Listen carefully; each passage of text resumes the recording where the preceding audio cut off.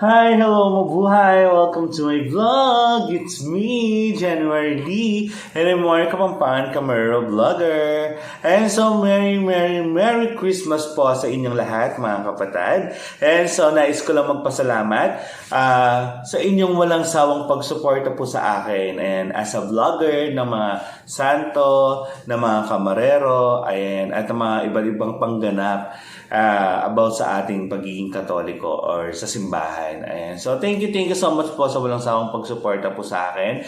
Thank you so much po sa lahat po ng mga nagla-like, nag-share at nagsusubscribe sa aking YouTube channel. Sa lahat po nagpa-follow sa akin sa TikTok, sa Instagram at saka sa aking Twitter. And so, thank you so much po sa inyong lahat. And so, Merry Christmas po. Naway tayo gabayan at i-bless lagi ng ating poong may kapal. And so, dahil for today is Christmas, and so last night, nagsimba tayo sa Barangay Bahay Pare, Candaba, Pampanga, Catagalugan Region. And which is, that is my first time na magpasko sa kanilang lugar. Ayan, so doon din at nakapagsimba rin tayo doon sa misa sa pagsalubong sa Kapaskuhan. And so nakita ko kung paano idinaos ng Barangay Bahay Pare, Candaba, Pampanga o ng Nuestra Señora de la Merced Paris Church yung kanilang misa kagabi. Masasabi ko napaka-taimtim, mararamdaman mo talaga kasi talagang nagpatay sila ng ilaw. Ayan, so makikita ninyo dito kapatid. Ayan, so nagpatay sila ng ilaw tapos ang nakabukas lang ng ilaw yung pinaka-nuestra, yung pinaka-ilaw ng nuestra.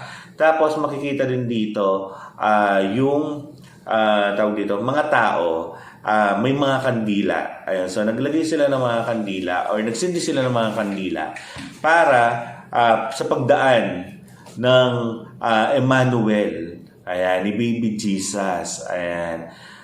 Tapos, yun nga, nung pinasok na yung Baby Jesus sa loob ng simbahan ng dalawang mag-asawa. Tapos ito ay kanilang inilagay nga sa, tawag dito, dun sa Belen. Ayan, sa pinaka-altar ng simbahan. And ang ganda ng misa, ang ganda ng pagsalubong nila sa Kapaskuhan. Talagang, actually, dito rin ako nag 9 days ng simbang gabi. Ayan, sa Barangay Bahay Pare, Candaba, Pampanga. Tapos every day talagang yung maganda yung kanilang yung pag-homily, tapos yung may mga assignment pa na dapat talagang gawin, mga ganon, yung mga paalala ni Father. Tapos ayun, all in all, okay naman yung nila. Talagang, tsaka ako sa Nuestra talaga, sa Nuestra Señora de la Merced. Always naman, before kasi nag-novenaryo lang ako sa mga banal na kapistahan niya, ganyan.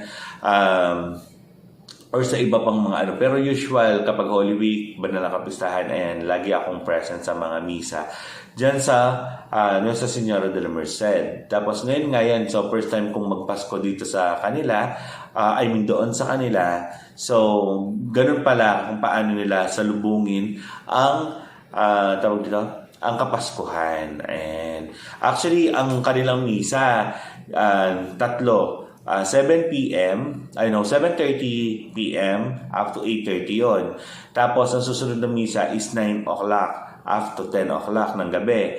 Tapos, ang huling misa is yung 10:30 hanggang 11:30 ng gabi. Pero nagsimula yung misa ata nasa 11 na, 11 o'clock to 12 o'clock. Tapos, ayun, siyempre, kinanta din yung yung Munting Sanggol. Ayan, so napakagaling at saka napakasaya. Masayang-masaya yung pagsalubong nila sa Kapaskuhan.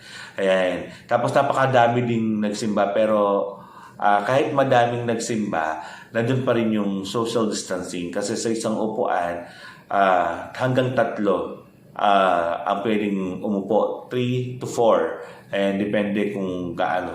Pero at least naglalagay pa rin sila ng space para at least, tsaka yung siyempre face mask, and although tinanggal na yung face shield, pero yung face mask nandyan pa rin.